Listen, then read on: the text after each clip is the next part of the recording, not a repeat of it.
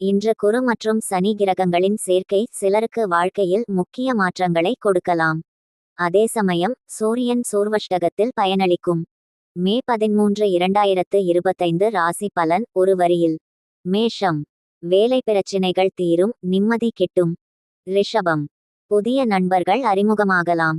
மிதுனம், வாகன சம்பந்தமான செலவுகள் கூடும். கடகம், நெருங்கியவர்களுடன் வேதனை குறையும். சிம்மம், பணவரவு அதிகரிக்கும், உற்சாகம் உண்டாகும். கன்னி, சுயநலத்தால் மோதல்கள் ஏற்படலாம். துலாம், குடும்பத்தில் நல்ல நிகழ்வுகள் நடைபெறும். விருச்சிகம், பயணத்தால் களைப்பு அதிகரிக்கும்.